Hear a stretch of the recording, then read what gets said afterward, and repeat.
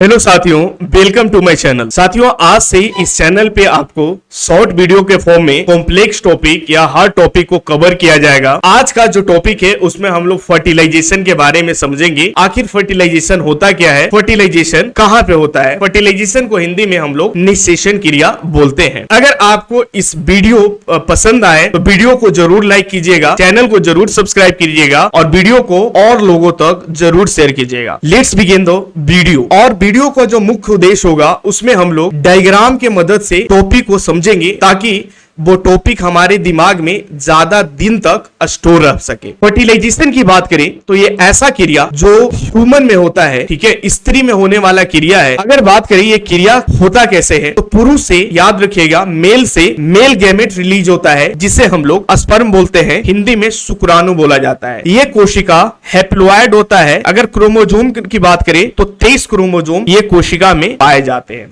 अगर फीमेल की बात करें तो फीमेल में से फीमेल गैमेट रिलीज होता है जिसे हम लोग ओवम बोलते हैं। कोई बुक में इसे एग भी लिखा हुआ होता है। अगर इसका प्लॉइडी की बात करें साथियों तो ये भी जो कोशिका है वो हैप्लॉइड होता है और इसमें क्रोमोजोम की संख्या 23 होते हैं। ये दोनों कोशिका आपस में मिलता है। कहां पे मिलता है? फैलोपियन ट्यूब, ठीक है। ये फैलोपियन ट्यूब में आपस में मिलते हैं ड्यूरिंग सेक्सुअल इंटरकोर्स के दौरान। ये कहां पे मिलते हैं? तो ये फैलोपियन ट्यूब में ये दोनों का मिलान होता है। क्वेश्चन ये भी पूछा जाता है कि फैलोपियन ट्यूब का कौन सा भाग में? फैलोपियन ट्यूब को हिंदी में अंडवाहिनी बोलते हैं, इसे डिम्बाहिनी बोलिए। फैलोपियन ट्यूब के एम्पुला वाला भाग में, ठीक है, इसका 3 पार्ट होता है, फेंडिबुलम, एम्पुला और इस्थमस। तो एम्पुला वाला भाग में मेल गैमेट और फीमेल गैमेट मिलता है और ये दोनों जब आपस में मिलता है तो मिलने के बाद एक क्रिया होता है जिसे हम लोग फर्टिलाइजेशन बोलते हैं।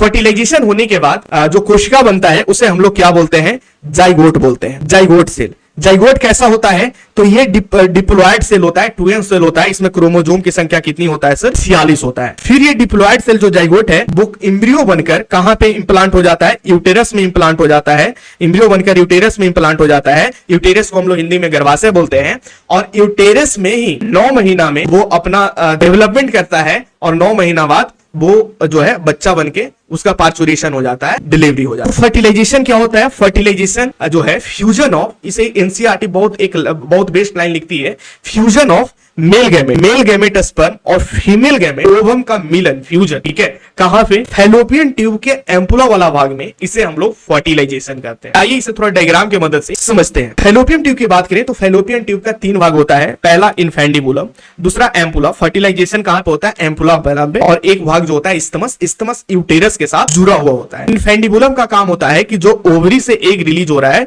वो एग को कलेक्ट करके आगे मूव ऑन करना। कलेक्शन करने का काम फिम्ब्रिया करता है। एनसीईआरटी साफ साफ लिखती है fimbria is a finger like projection, finger की तरह होता है जो ओवम को कलेक्ट करता है। ठीक, अब थोड़ा सा बात करते हैं इंप्लांटेशन के बारे में, थोड़ा सा डीपली समझ लेते हैं, ठीक है। अब उससे पहले थोड़ा सा फर्टिलाइजेशन का एक डायग्राम के रूप में समझते हैं फर्टिलाइजेशन होता क्या है।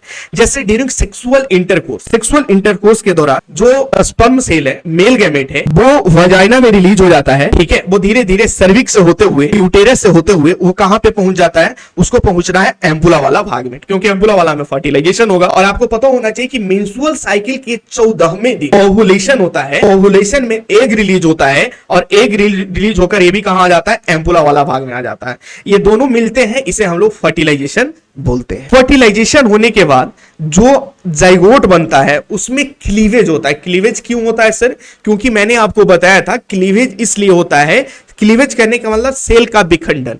जब सेल टूटता है तो अपने नंबर को बढ़ाता है, ठीक है। तो उसी तरीका से जाइगोट में क्लीवेज होता है तो 2 सेल्ड स्टेज बनता है, उसके बाद 4 सेल, 8 सेल, ठीक है, 12 सेल, उसके बाद जो है मोरूला, ठीक है, उसके बाद फिर ब्लास्टुला, उसके बाद ब्लास्टोसिस्ट बनके वो यूटेरस में जाकर 9 महीना के लिए इंप्लांट हो जाता है, ठीक है। यूटेरस के कौन सा भाग में इंप्लांट होता है सर? ये भी क्वेश्चन पूछे जाते हैं। तो यूटेरस के मैंने आपको समझाया था कि 3 भाग होता है। पेरीमेट्रियम बाहर वाला, मिडिल वाला मायोमेट्रियम जिसमें यूट्रिन कॉन्ट्रैक्शन होता है, स्मूथ मसल से बना हुआ होता है, और अंदर वाला लेयर को हम लोग इंडोमेट्रियम बोलते हैं। इंडो कहने का मतलब अंदर वाला लेयर। तो इंडोमेट्रियम में जाकर क्या हो जाता है? इंप्लांट हो जाता है।